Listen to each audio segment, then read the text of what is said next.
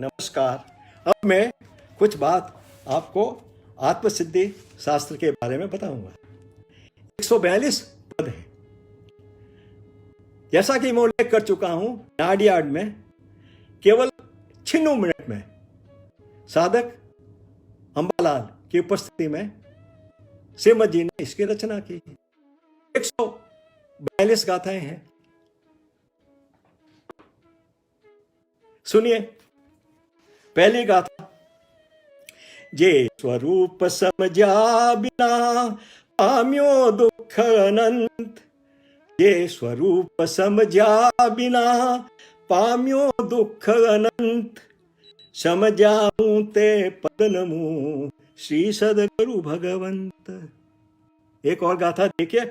शुद्ध बुद्ध चैतन्य घन, शुद्ध बुद्ध चैतन्य घन, स्वयं ज्योति सुख धाम। बीजो कहिए केटलूं, कर विचार तो पाम। शुद्ध बुद्ध चैतन्य घन, स्वयं ज्योति सुख धाम। बीजो कहिए केटलूं, कर विचार तो पाम। गांधी जी आजन्म इस विचार में ही लगे रहते थे।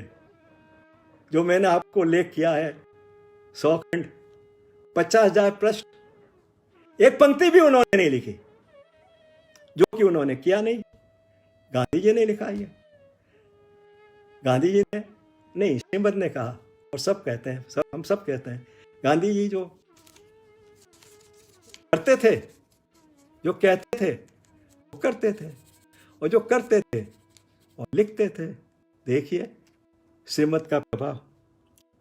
लास्ट में तो शुद्ध बुद्ध चैतन्य घन, स्वयं ज्योति सुखधाम।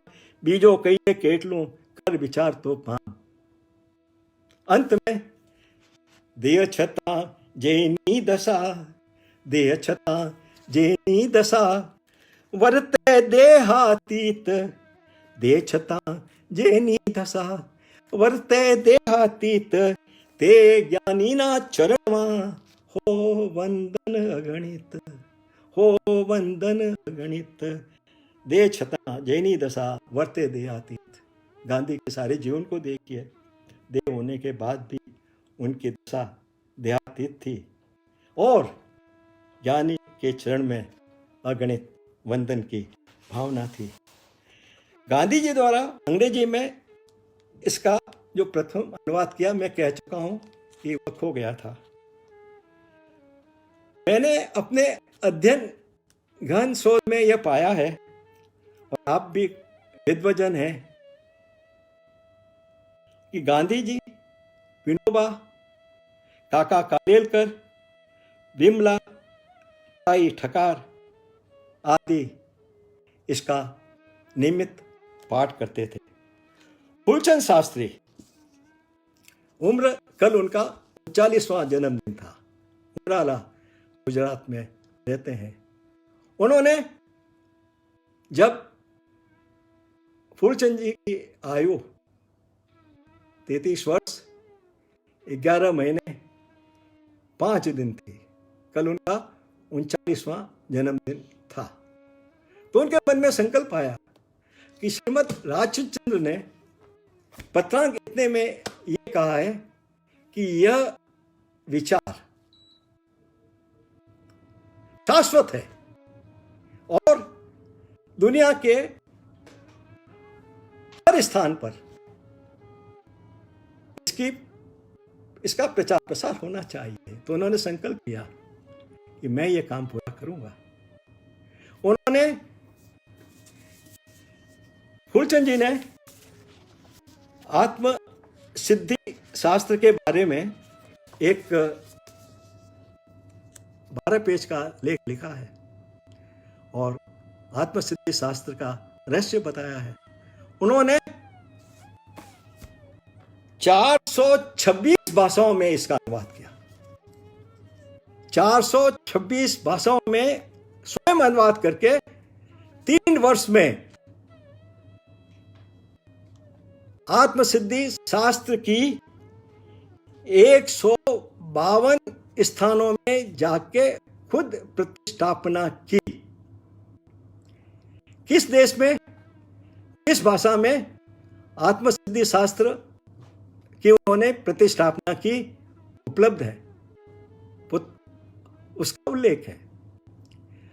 गजब की सिद्धि थी, 2 वर्ष में यह काम उन्होंने किया। और जिस शहर में वो जाते थे और उस भाषा में उसे सुनाते थे, तो वो इस बात का आमंत्रण करते थे कि आप किसी भी अपने धर्मशास्त्र की कोई भी ऋचा का उदाहरण दीजिए, मैं आपको ये बताऊंगा कि आत्मसिद्धि शास्त्र की 142 गाथाओं में किस गाथा में उसका उल्लेख है।